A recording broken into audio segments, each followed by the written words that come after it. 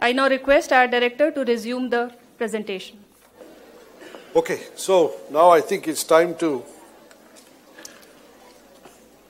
now that the institute is dedicated to the nation, we have to see what we're going to do for the next 4 or 5 years and see where we take this institute, for how we take this forward. So just a brief history of what you see here. It was established in 2008, and of course the foundation stone was in October 2008, and then the construction started in this campus in 2009. And the courses started in the early years of 2008, 2009, and of course it evolved. Now we've reached a point of, in 2017-18, we have added economic sciences, chemical engineering, electrical engineering, and computer science. So it's a mixture of both science and engineering initiated. So basically the institute has 3 basic divisions. One is your natural sciences of chemistry, physics, and maths. Biology, engineering sciences, we have chemical engineering, electrical engineering, and computer science. And of course, humanities and social sciences is a new division we have just initiated. We offer degrees on a dual degree of BS, MS on biological sciences, chemistry, earth and environmental sciences, mathematics and physics. 4-year BS degree in chemical engineering, electrical engineering, and computer science. And you can upgrade to a 5-year BS, MS if you like a dual degree. And similarly, we have started a degree program in economic sciences. Now, having done all that, one has to look at where is the future going in terms of the students and their future.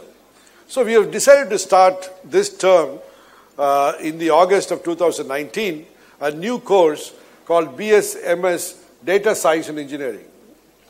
What is data science and engineering? This has been taken off over the last 4 or 5 years all over the world.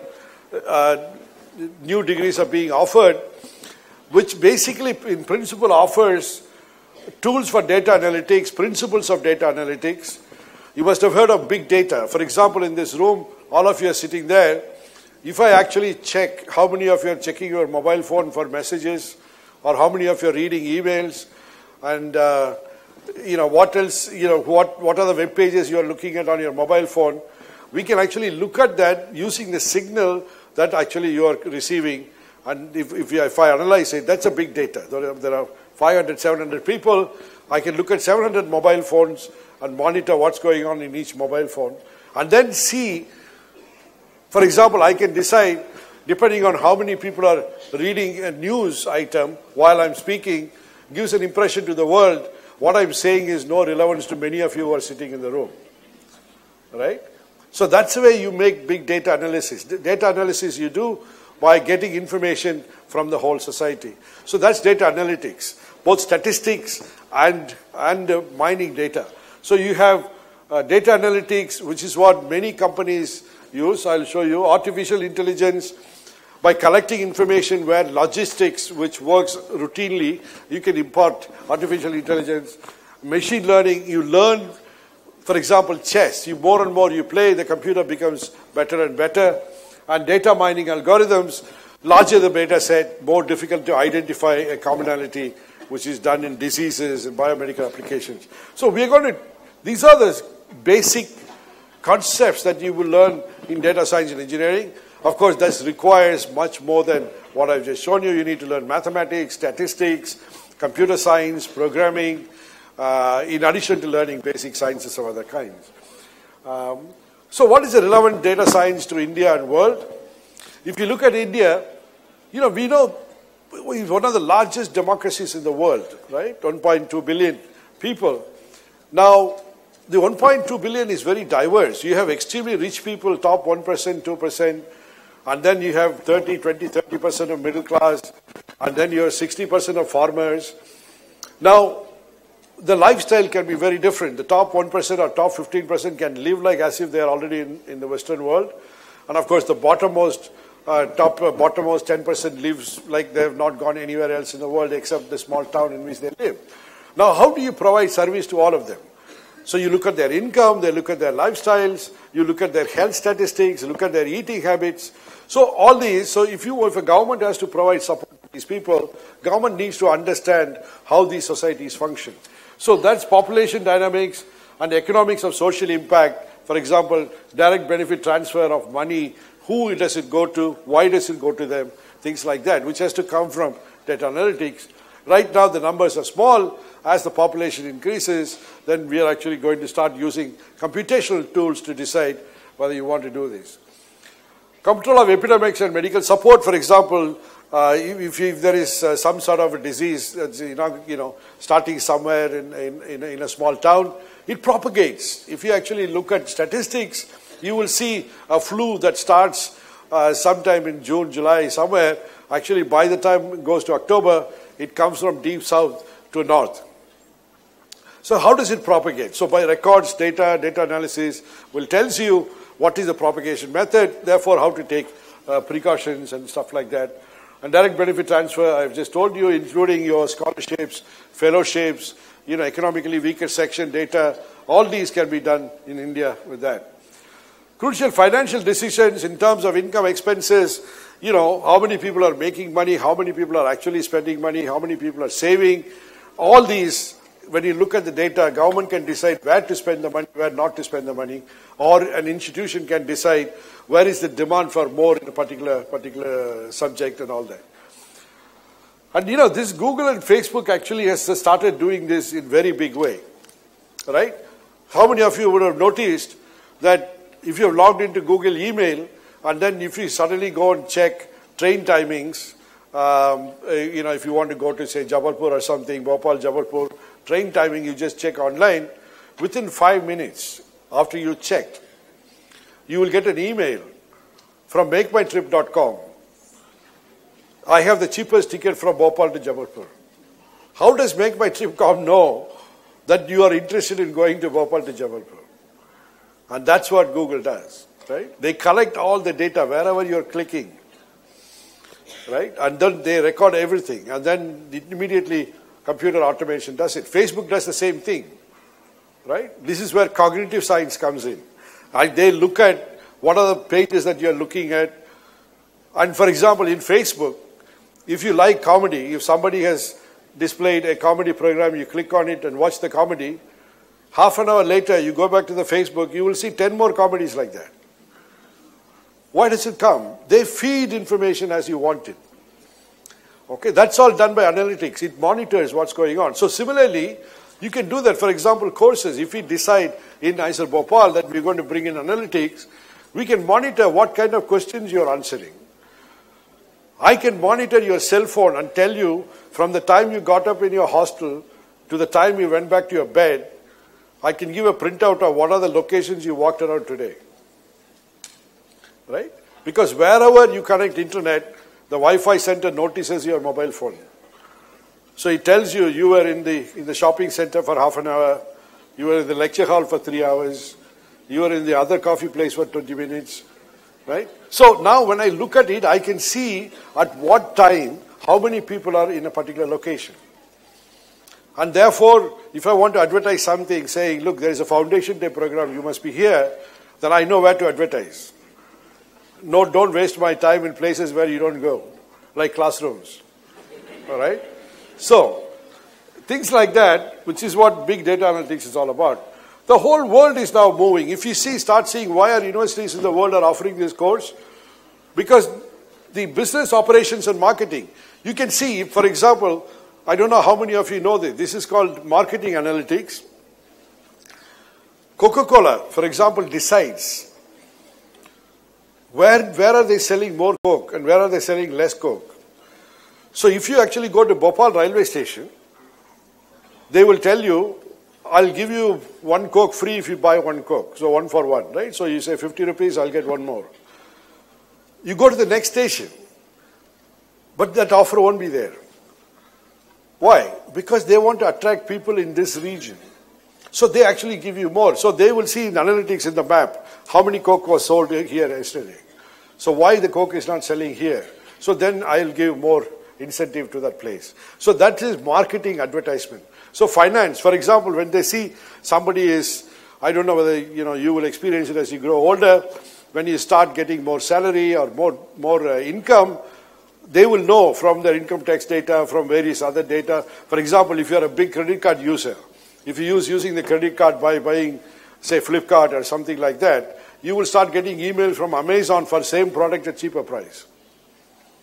Because they start monitoring where you're spending the money, and then they push you products to you, right? So that's what is happening in business operation.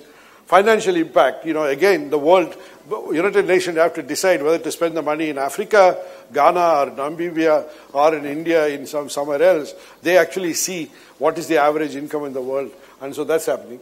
And of course, discovery and innovation. For example, medical engineering, you start seeing, why should we spend money on TB?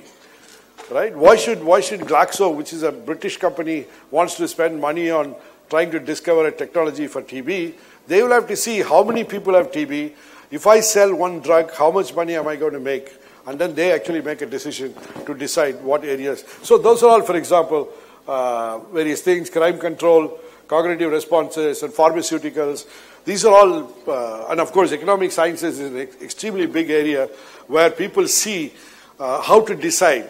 For example, which part of the city thinks that they are being deprived of, they are unhappy. In some part of the city is very happy. Then you send people to find out why they are unhappy. And then they say, if the buses are not coming enough, then the government says, send 5 buses there from tomorrow. Make the people happy. So it's all analytics, which is based on data and analysis. So that's what we're going to be doing. So we'll be offering this course starting in August 2009. Initial intake's about 40 students in the first year, and it's a 4-year BS, upgradable to 5-year. These are all something in the future plan, in the pipeline. It is in the thinking process. When you go to 1.7, we have to make decisions on what are the topics we should look at. For example, mechatronics and instrumentation.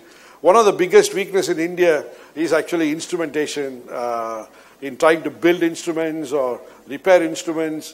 When we buy large amount of equipment from abroad, if you look at any hospital, you go and see all the instruments in the hospital from MRI to X-ray, nothing is made in India. Now, you can see how many hospitals are there. We are not able to repair them. So we need to train people on advanced instrumentation methodologies. And so that needs to be done. Mechatronics is mechanics, and electronics, basically robotics, where robotic instrumentation we need to develop, needs to be done. Photonic science and engineering. After biotechnology and information technology, photonic technology is taking the world in control. You will see photonics going from optical communication to actually disease biomedical applications. So the applications are wide and varied.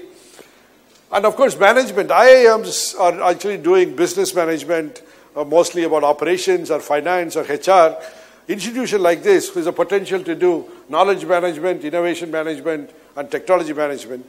Because as the world's become more innovation-centric or technology-centric, or the world economy is driven by knowledge management, you need to have experts in this area. So we need to think about that. And of course, we need to add humanities and social sciences, where we also teach philosophy of science and history of science. Because without understanding history of science and philosophy of science, the value of scientific intellectual thought process is not complete. So that I think we should have. So simple infrastructure and statistics, wanted to show you. We take about 450 to 500 students. So this year we're going to be 600 students. Next year we're going to take.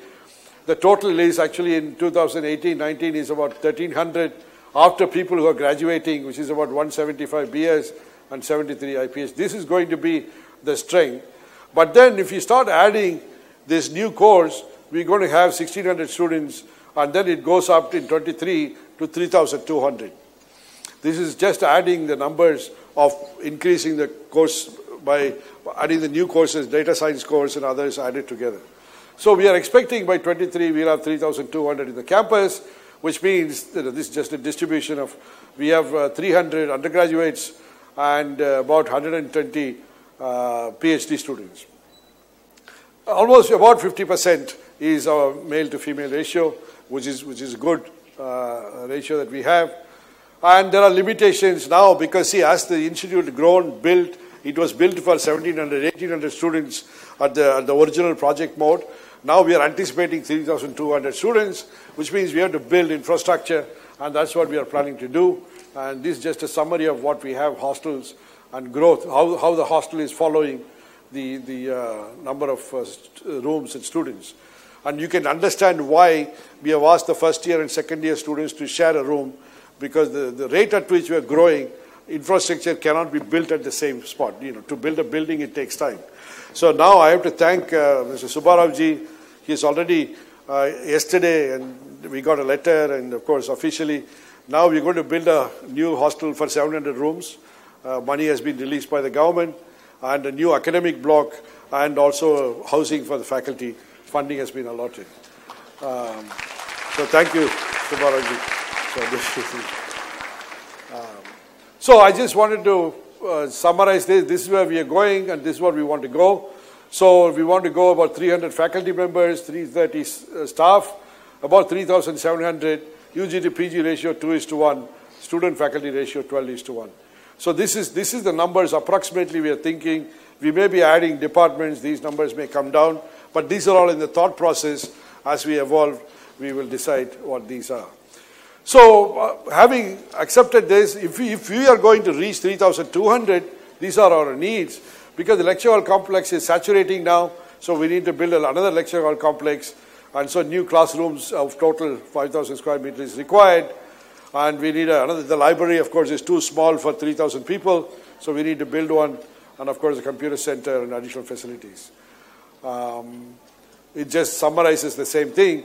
You have to, new DSC building has to be designed, and this is going to be futuristic, which is, if you know about 5G, I would like to see a building, everything operates on gestures, right?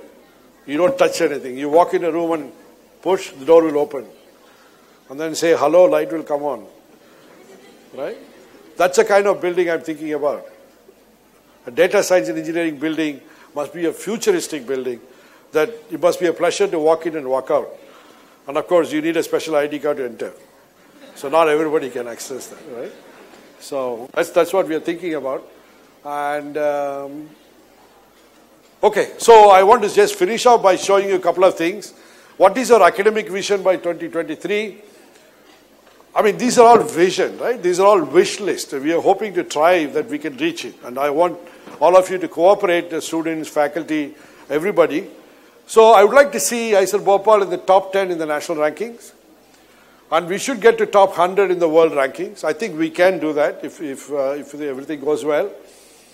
And it should be the best institute equivalent to best universities in the world. It can be equivalent to Oxford or MIT. The reason I'm saying that, this is the only place where you have engineering, science and humanities. Sorry about all these spelling mistakes. It clearly shows it was all done in a hurry. Right? So the idea is mix these society requirements of social sciences. If you take MIT, you have science, engineering and social sciences, right? So they're interacting with each other. Students from commerce, students from sociology, going for a tea, coffee with somebody in computer science. They understand, talk to each other and realize how to grow in a society and be valuable. And that's something is what is going to happen. And this is our academic vision, creating and nurturing leaders of tomorrow in science, engineering, management and social sciences. The infrastructure vision, I would like to see a green campus where sustainability and the environment is very important. World-class teaching and laboratory facilities. Social impact, an institution like this must impact the city and the state as much as possible. So we should do outreach activities, skill development based on knowledge. And of course, we need a campus which is safe, sensitive, and student-friendly. So I want to thank you for your patience. Thank you.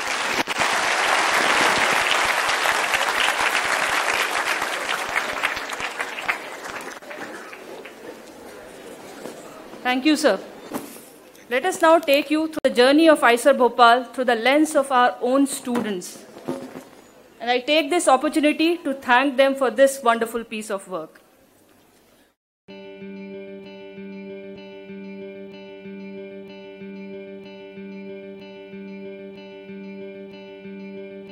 IISERs are a new class of institutions which are going to cater to the need of the world.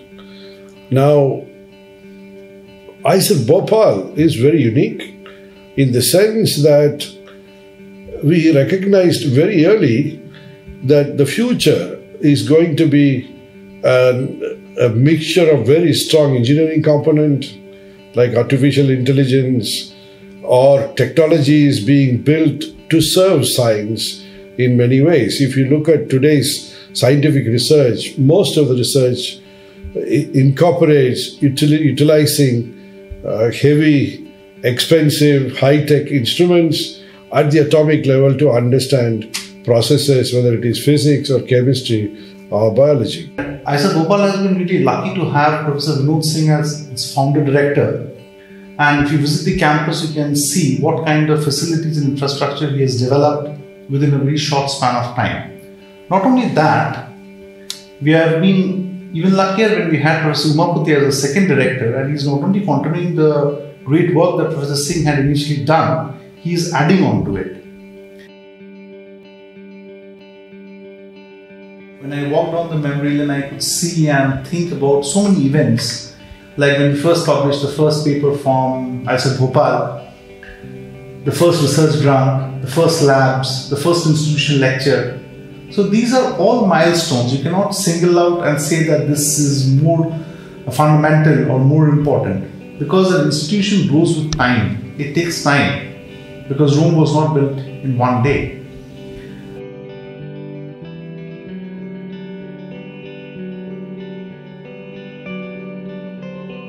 IISER Bhopal aspires to contribute to society by transforming the sharp minds of nation into the leaders of science and related discipline. And to do so, the curriculum of various programs are designed with complete integration of teaching with state-of-art research. Variety of skills that are imparted during the coursework to the students prepare them well for an outstanding career worldwide for science and related disciplines.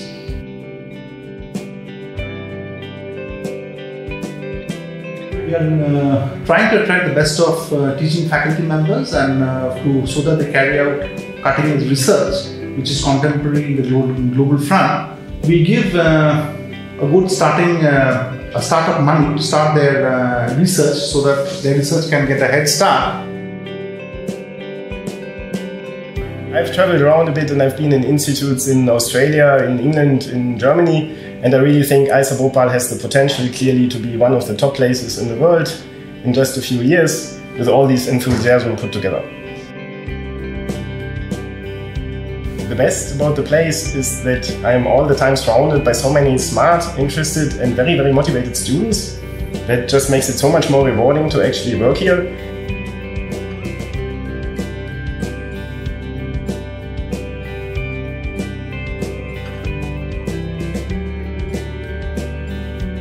I can say this for sure that the kind of independence and space that we get here is comparable to any other good institute in India or even compared to US universities. This really provides a very good academic atmosphere here to work on your own as well as do your teaching duties.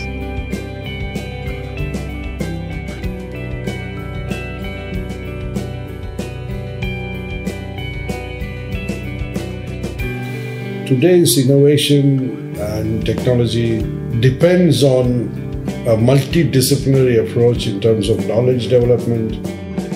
An engineer today has to be aware of the depth in science so that the contribution comes from both science and engineering. Similarly, a scientist must also understand a part of engineering so that when they work together, they can appreciate the contribution from an engineer.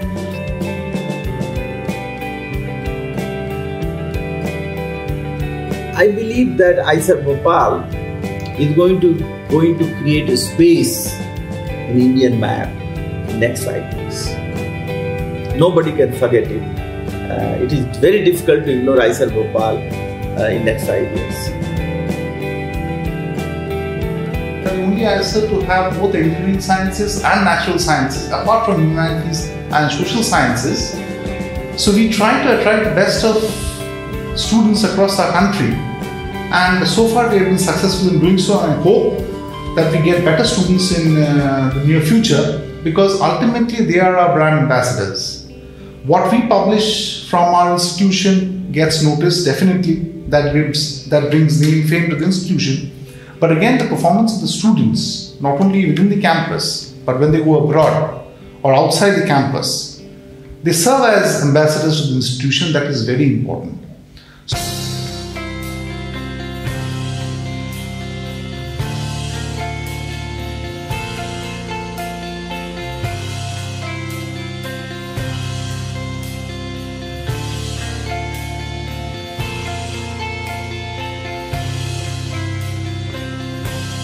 So in my opinion, teaching and learning, after certain maturity of thought is gained, they go hand in hand. Each complements the other.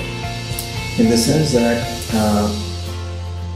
in teaching, basically when I want to present a certain concept, first of all I need to know the concept up to a certain extent. And then I have to ask questions to myself regarding it as to how much clarity I have regarding it, because I have to answer all the questions that might appear. In a gist, I would say that teaching helps in clarity of thought and as well as organizations of thoughts.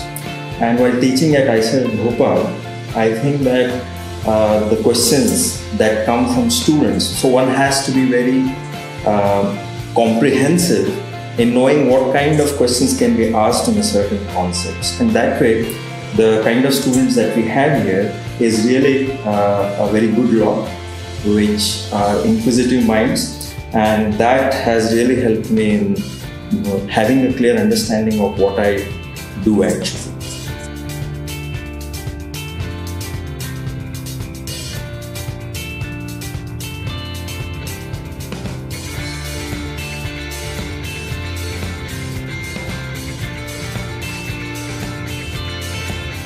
Projects like breast cancer research, solar photovoltaics and protein labeling technologies have been very well highlighted by newspapers as well as magazines.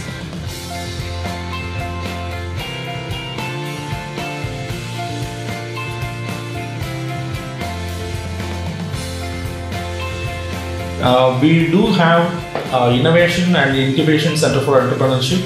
This facilitates the students as well as the faculty to do startup with the intellectual property what they have gained in IISER Bhopal.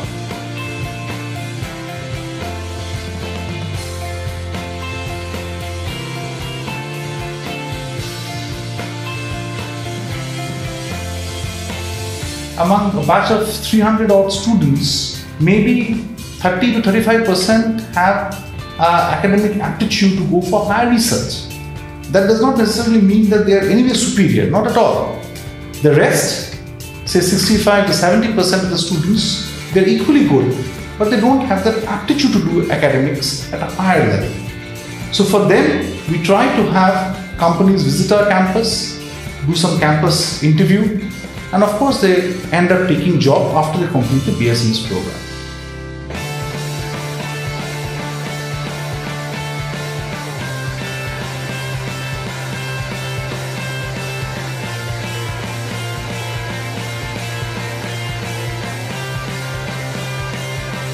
IISER Bhopal alumni are working across the globe in industry as well as pursuing career in scientific research. Based on last 3 years statistics, 45% of IISER Bhopal graduates are pursuing PhD. Out of them, 21% are doing PhD abroad. 32% of IISER Bhopal graduates as well as doctoral students are venturing into industry and postdoctoral studies. For all-round grooming of the students, Institute Career Development and Placement Council under the umbrella of Alumni and International Relations Office organize workshop for the development of soft skills of the students apart from their regular academic curriculum.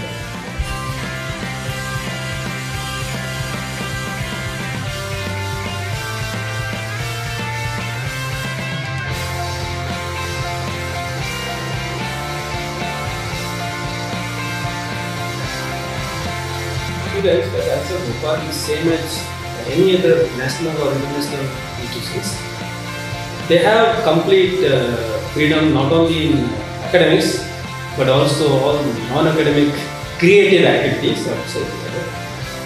They have many forums, clubs to discuss science, arts, sports activities, and debates on various national issues.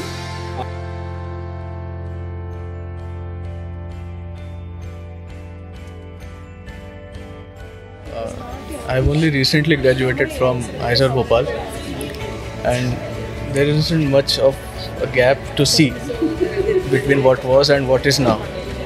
But the thing is that what was itself was excellent. It was way above par than what I expected for my UG life.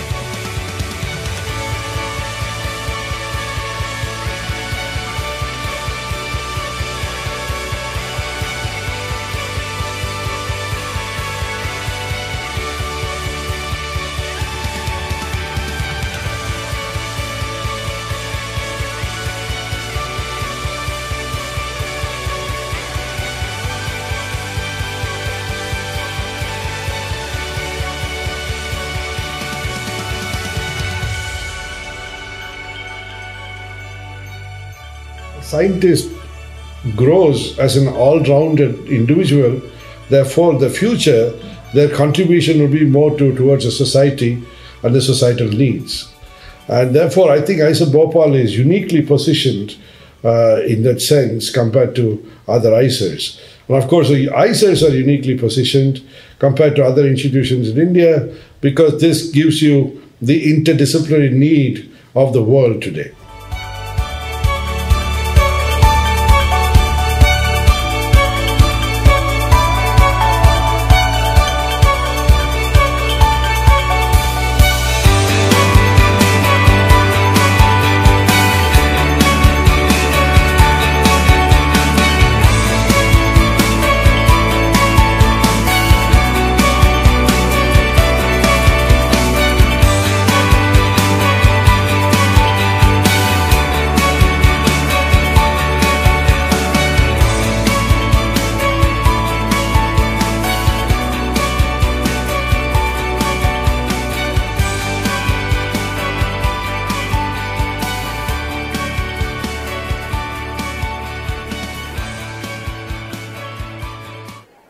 Again, I would like to thank our own students who have made this wonderful work.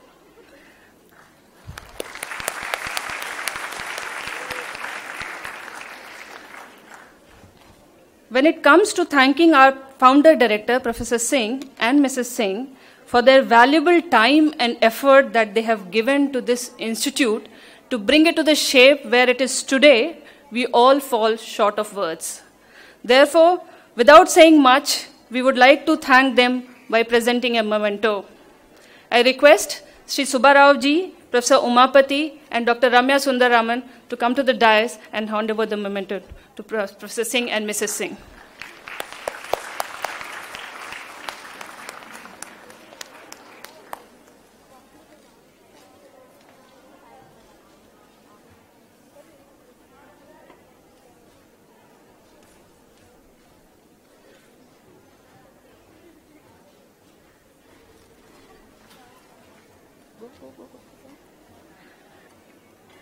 I request Sri Subbarao ji to facilitate Professor Singh. Felicitate Professor.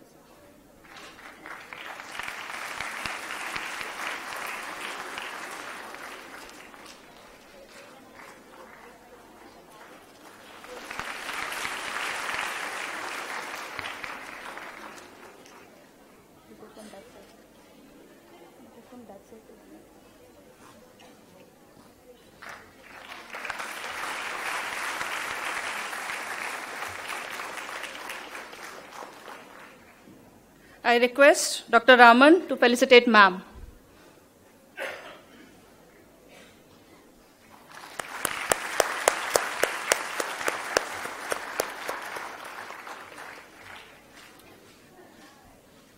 I request Professor Umapati to kindly felicitate Shri Subbarao ji.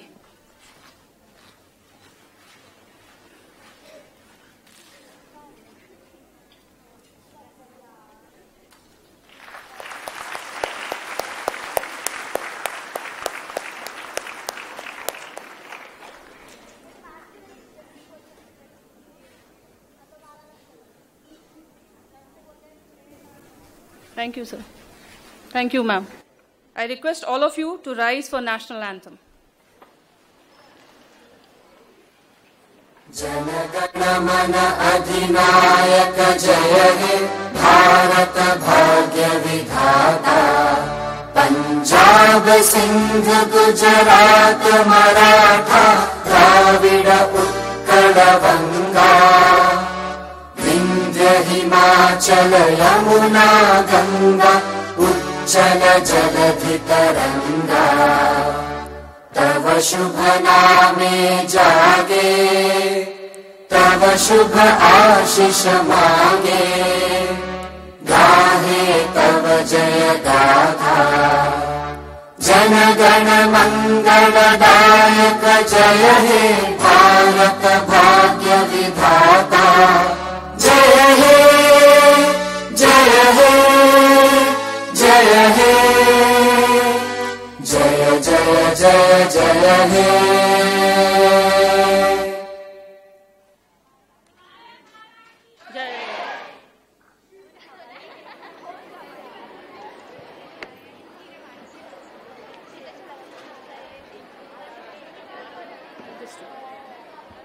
With that, we come to the end of today's program, and I like to close the event with a Sanskrit quote which says, Swadeshe pujyate raja, vidwan sarvatra pujyate.